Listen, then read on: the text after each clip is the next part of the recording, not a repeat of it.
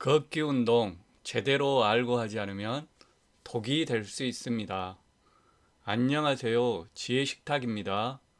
오늘 소개할 책은 100년 쓰는 관절 리모델링입니다.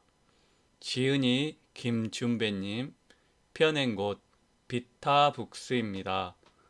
지은이를 잠깐 소개하자면 김준배님은 서울대 의과대학 의과대학원을 졸업한 뒤에 서울대 정형외과 전문의를 수료하시고 현재는 한국에서 실력자로 손꼽히는 정형외과 전문의입니다. 정직, 정확, 정통을 핵심 가치로 국내 정형외과 병원에 새로운 패러다임을 선도하는 평촌 서울아우병원의 대표원장으로 있습니다. 그럼 바로 책 내용을 살펴보도록 하겠습니다. 42세의 한 여성분이 아무래도 퇴행성 무릎 관절인 것 같다며 크게 상심한 얼굴로 병원을 찾아왔다. 평소 무릎이 안 좋은 것 같아서 한 달 동안 하루에 2시간씩 걷기 운동을 했는데 오히려 무릎 통증이 심해졌다는 것이다. 무릎이 아픈데 왜 걷기 운동을 계속 하셨어요? 무릎에는 걷기가 제일이라기에 아파도 참고 무조건 걸었지요. 걷기 운동을 하면 무릎 관절이 좋아지고 통증도 사라질 거라 생각했지만 오히려 더 심해져서 병원을 찾아온 환자였다. 엑스레이 검사 결과를 보니 연골은 정상에 가까웠다.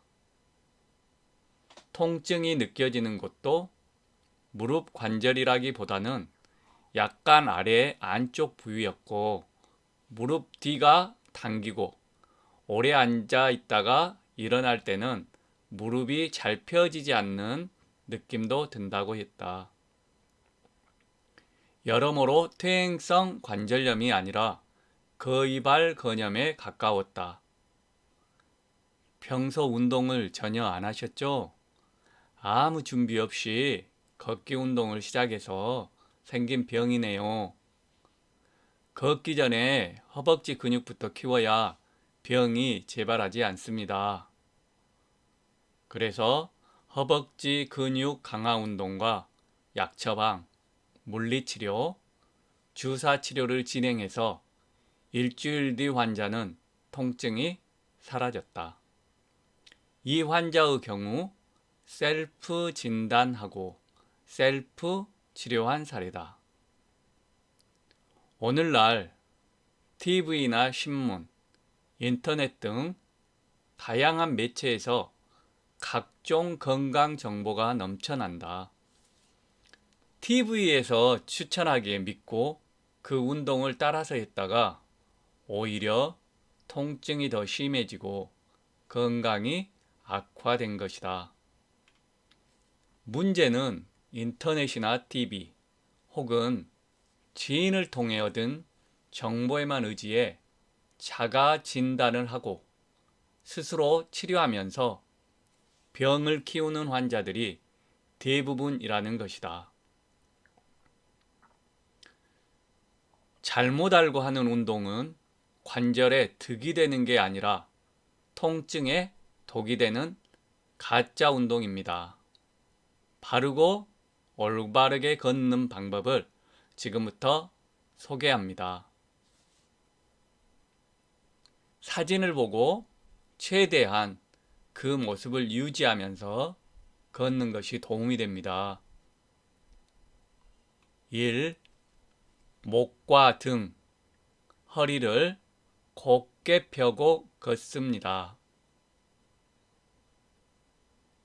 2. 무릎을 구부정하게 굽히지 않고 힘있게 쭉 펴면서 걷습니다. 3. 발을 디딜 때 발 뒤꿈치부터 발 중앙부, 발가락 순으로 구르듯이 디디면서 걷습니다. 다음은 약에 대한 잘못된 이해에서 온 이야기다. 약을 오래 먹으면 내성이 생기지 않나요? 이 정도 통증은 약 없이도 참을 수 있어요. 약은 처방해 주지 마세요. 어차피 안 먹을 거예요. 지금도 여전히 정형외과의 약 처방에 대한 부정적인 환자들이 많다. 가장 기본적인 치료법 중 하나인 소염 진통제 복용을 말기암 환자들의 암성 진통제와 혼동해서 생긴 문제가 아닌가 싶다. 이 문제를 해결하기 위해선 소염 진통제와 암성 진통제의 차이를 이해할 필요가 있다. 소염 진통제는 염증을 가라앉히고 그 염증이 가라앉으니 통증도 덩달아 가라앉는다. 암성 진통제는 암성 통증을 관리할 때 사용하는 약으로 소염의 목적은 없다. 그러니 헷갈리지 말고 단순히 통증을 감추는 것이 아닌 치료를 목적으로 사용하는 약을 스스로 판단해서 복용을 거부하지는 말아야 한다. 급성으로 생긴 염증은 심하지 않은 경우 소염제만 먹고 며칠 동안 푹 쉬면 별다른 치료 없이도 잘 낫는다. 약물 치료 후 올바른 운동을 배워 꾸준히 한다면 100명 중 50명은 아프지 않고 잘 살 수 있다. 나머지 50명은 약도 먹지 않고 운동도 하지 않으며 병원도 가도 낫지 않는다는 불신만 쌓아가고 있다. 약을 너무 맹신해서도 안 되지만 불신은 오히려 치료에 독이 된다. 하루는 무릎이 아파서 상담원 환자에게 물었다. 환자분 무릎 치료를 위한 방법에는 약, 주사, 운동이 있는데 어떤 치료가 가장 중요하다고 생각하세요? 첫 번째가 주사, 두 번째는 약, 세 번째가 운동 아닐까요? 환자의 대답은 예상대로다. 많은 환자들이 운동은 시간적, 경제적 여유가 있어야 한다고 생각한다. 운동은 하면 좋지만 안 해도 그만인 정도인 치료로 인식하는 것이다. 하지만 무엇보다 운동과 후속 관리가 너무나 중요하다. 이를 놓치면 당연히 치료 기간도 길어지고 효과도 떨어질 수밖에 없다. 가장 중요한 치료는 운동인 것이다. 10대 어머니와 60대 따님이 함께 진료실에 왔다. 엑스레이 사진을 보니 어머니의 무릎 상태가 괜찮았다. 관절염 초기 정도였다. 평소에 운동만 제대로 하시면 건강하게 지내실 분이다. 어머님, 운동은 좀 하세요? 그럼 내가 운동을 꾸준히 하지. 어머니 뒤에 있는 따님이 아니라며 고개를 젓는다. 예전 같으면 환자 말만 믿고 정말 운동하는 줄로 알고 넘어갔지만 이제는 아니라는 것을 안다. 어떤 운동을 하시는데요? 어머님이 따님의 눈치를 보며 말했다. 내가 농사를 짓는데 밭에 나가서 일해요. 그게 다 운동이지. 예상이 적중하는 순간이다. 일은 운동이 아닙니다. 환자가 얘기하는 대부분은 진짜 운동이 아니라 가짜 운동이다. 관절을 지키는 건강 운동이 아니라 관절을 손상시키는 무리한 노동과 구별할 줄 알아야 한다. 그렇다면 어떻게 해야 100세 시대까지 건강하게 오래오래 걸으면서 살아갈 수 있을까? 무릎뿐만 아니라 우리 몸 관절 속 연골은 과도한 반복적으로 받으면 점차 약해지고 벗겨지면서 염증과 통증을 유발한다. 관절 리모델링을 위해서는 1. 관절의 연골을 약하게 하는 동작을 파악하고 이를 피해야 한다. 첫째, 무릎을 많이 구부리는 자세를 피한다. 바닥에 앉는 식당에서 식사를 한 후 일어설 때 저절로 아이쿠 소리를 내며 무릎을 짚게 되는데 무릎을 깊게 구부릴수록 무릎 관절 안쪽의 압력도 높아지고 통증이 매우 빠르게 악화된다. 쪼그리고 앉아서 일하기, 바닥에 오래 앉아있기, 무릎을 꿇는 큰절 등은 피하는 것이 좋다. 운동도 너무 깊게 쪼그리고 앉는 스쿼트나 요가는 피하도록 하자. 둘째, 과도한 무게가 무릎에 실리지 않도록 한다. 무릎의 통증을 느끼기 시작하면 가장 먼저 체중을 점검한다. 오랜 시간 반복적으로 과도한 무게가 무릎에 실리면 무릎 관절이 약해지고 연골이 벗겨진다. 체중만 줄여도 한결 나아진다. 무거운 물건을 들고 오래 서 있거나 자주 계단을 오르내리는 경우 하이힐을 자주 신은 사람도 무릎에 과도한 압력을 줄 수 있다. 셋째, 갑자기 무리한 활동을 하지 않는다. 갑자기 무릎이 아프다고 찾아오는 환자들에게 가장 먼저 묻는 질문이 있다. 요새 무리한 일 있으세요? 대부분 주말 농장에 가서 일했거나 친목 운동회에 가서 경기를 참가했거나 백두대간 종주 등 무리한 산행을 했거나 며칠 동안 손주를 보느라 앉았다 일어서기를 반복했단 대답을 듣곤 한다. 넷째, 선천성 운동 실어증에서 벗어나야 한다.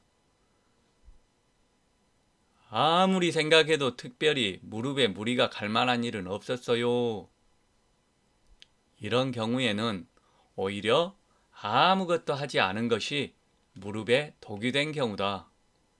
평소 운동이라고는 하지 않은 사람들은 무릎 주변 근육이 약해서 관절에 많은 스트레스가 주어진다. 2. 무릎 관절을 지키는 하기 쉽고 좋은 4가지 운동. 튼튼한 근육은 관절이 받는 충격을 덜어주고 관절을 보호한다. 무릎 주변 근육을 키우는 것만으로도 관절염으로 인한 불편함을 자연스레 없앨 수 있다. 첫 번째, 의자에 앉아서 다리 쭉 펴기. 허벅지 앞쪽 근육인 대퇴사근을 강화할 수 있는 가장 쉬운 운동으로 무릎 통증을 호소하는 환자에게 가장 먼저 권하는 운동이다. 하루에 100번씩 실시하라고 이야기하는데 100이라는 숫자를 들은 환자들은 그렇게 많이 하나요? 라며 깜짝 놀라곤 한다. 하지만 실제로 해보면 전혀 어렵지 않다. 무릎을 곧게 펴고 5초 버텼다 1초 쉬는 동작을 반복하면 600초, 딱 10분이다. 만약 100이라는 숫자가 부담스러우면 처음부터 한 번에 끝내려 하지 말고 시간이 날 때마다 나눠 하는 것도 가능하다. 무엇보다도 중요한 것은 정확히 그리고 정성껏 다리를 펴는 것이다. 횟수를 채우기 위해 대충 빨리 다리를 올렸다 내렸다 하면 안 하니만 못하다. 무릎 관절은 정성을 들인 만큼 좋아진다. 이 운동의 가장 큰 장점은 시간이나 장소에 크게 구애받지 않는다는 거다. TV를 보면서 사무실에 앉아서 잠시 벤치에 앉아 다리만 들어 올리면 된다. 특히 고령자일수록 다리를 들어 올리는 일이 약해져서 넘어질 위험이 늘어나는데 다리를 끝까지 들어 올렸을 때 발목을 몸쪽으로 당기면 정강이 힘도 함께 기를 수 있어 낙상 위험도 줄일 수가 있다. 두 번째, 앉아서 오금으로 계란 깨기. 처음 이 운동을 시도하는 환자들은 쉽게 계란을 깰 수 있을 것이라 생각하지만 사실 성공하는 이는 거의 없다. 무릎 통증을 호소하는 이들은 서 있을 때도 무릎이 구부정하게 굽어 있다. 무릎이 아파 온전히 펴지 못하고 이를 방치해 굽은 무릎을 곧게 펴는 것이 점점 어려워지기 때문이다. 사실 이 운동을 처음 시도하는 이들 중에는 무릎으로 바닥을 누르라는 요구 자체를 이해하지 못하는 경우가 많다. 무릎을 펴는 느낌을 잊어버렸기 때문이다. 그래서 오금 아래 계란을 놓은 뒤 무릎으로 눌러 실제 느낌을 경험해 보는 것도 좋은 방법이다. 계란을 대체할 수 있는 훌륭한 도구는 누르면 소리가 나는 작은 고무공이다. 또는 수건을 말아 오금 아래에 두는 것도 좋다. 무엇이 되었든 무릎을 쭉 펴 바닥을 누르다 보면 자연스레 대퇴사두근의 근력이 강화되고 무릎이 펴지는 효과를 얻을 수 있다. 세 번째, 누워서 한 다리 들어 올리기. 하루 종일 바쁜 일상에 치여 도저히 운동을 할 시간이 나지 않는다면 자기 전 누워서 이 운동을 하는 것만으로도 하체 근력을 유지할 수 있다. 걷기 힘들거나 나이가 많은 환자, 누구나 쉽게 할 수 있는 운동이다. 이 운동법은 매우 간단하다. 바르게 누워 무릎을 편 채로 한쪽 다리를 올렸다 내리는 것을 반복하면 된다. 단순해 보이는 동작이지만 무릎을 펴기 위한 대퇴사두근은 물론 다리 전체를 들어 올리기 위한 고관절 굴곡근인 장요근에도 힘이 있어야 가능하므로 근력 강화에 매우 효과적인 운동이다. 주의할 점은 다리를 너무 빠르게 올렸다 내리면은 근육을 제대로 자극할 수 없다. 어떤 동작이든 꼼꼼히 그리고 정성껏 실시하는 것이 중요하다. 만약 다리를 어느 정도 높이까지 올려야 하는지 애매하다면 한쪽 다리는 무릎을 구부려 세운 뒤 반대쪽 다리를 무릎 높이만큼 뻗어 들어 올리면 된다.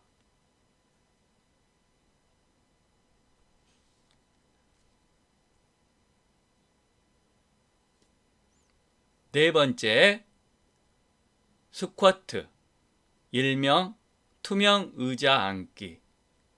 스쿼트는 엉덩이와 허벅지 근육을 키우기 위한 운동 끝판왕이라 불리기도 하지만 그만큼 난이도가 꽤 높은 동작이다. 정확한 자세가 아니면 오히려 무릎이 아플 수 있고 근력이 없는 상태에서는 정확한 자세를 취하는 것 자체가 불가능하기 때문이다.